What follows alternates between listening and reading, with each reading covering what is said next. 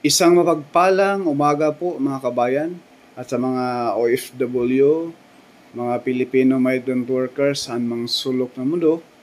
Ako po ay bumabati ng magandang umaga po and good morning po sa lahat ng ating mga kabayan dyan abroad. Ngayon po mga kabayan ang ating update. Ito pong MRT7 no, na ito po ay na-delay na rin po ito mga kabayan. No? May good news po tayo sa darating na taong 2025, fourth quarter, itong 12 stations mga kabayan ay bubuksan na po. No? Sabi po ni DOTR Secretary Sir Bautista.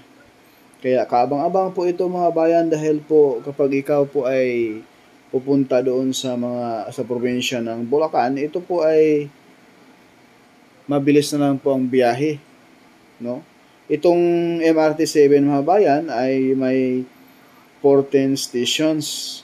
Sa taong 2025, fourth quarter, ito po ay yung dalawang stations na number 13 at 14 ay ma-delay.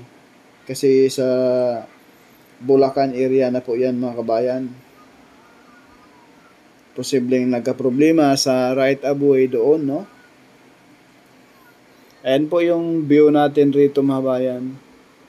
Ay talaga namang yan na po yung mga station at kulang na lang po yung bubong. Mayroon po itong habang 22.8 kilometers mga kabayan. Nagsisimula sa Common Station. Yan sa ating harapan mga bayan. Yung sa taas ng North Triangle Common Station. Yan na po yung SM North. At ito naman po yung Trinoma sa gawing kanan. Ayan po. Yan mga kabayan. So ngayon, ito na po yung Common Station. North Triangle Common Station. Ito po. Ito yung bubong niya mga kabayan. Oh. Yan, ito yung bubong niya. Ito. Yan. Yan po yung bubong ng North Triangle Station. Kumbaga yung MRT, LRT, at itong MRT7 mga bayan ay dito salubungan, no? Dito yung babaan lahat, no? From San Jose del Monte, Bulacan, from Baclaran, galing Monumento, Baclaran, dito mga kabayan. Kaya napakalaking aluan yan. No need mo nang bumaba, no? Para may time po talagang sobrang lakas ang ulan ay baha po dito sa area, no? No need mo nang bumaba sa LRT, MRT7 mga bayan dahil yan po ay may mga tulay na po yun doon sa taas, dugtungan na po yung taas mga kabayan.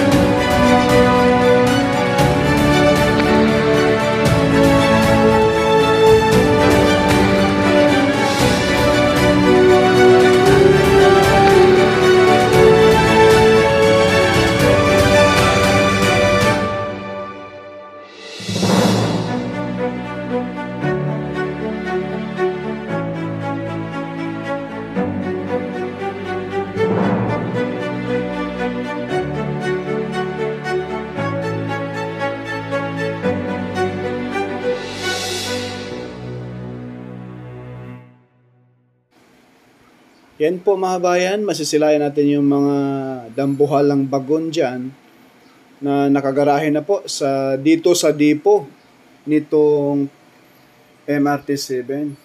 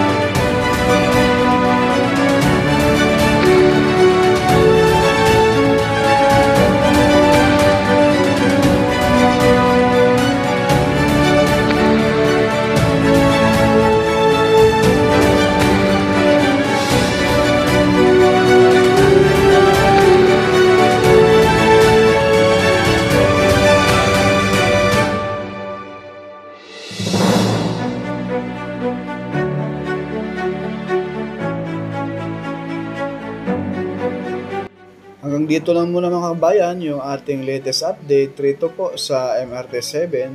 Makabangan po ninyo mga kabayan yung ating mga update sa SLEX Tier 4 at mismong LRT1 at PNR NECR South. Maraming salamat and God bless.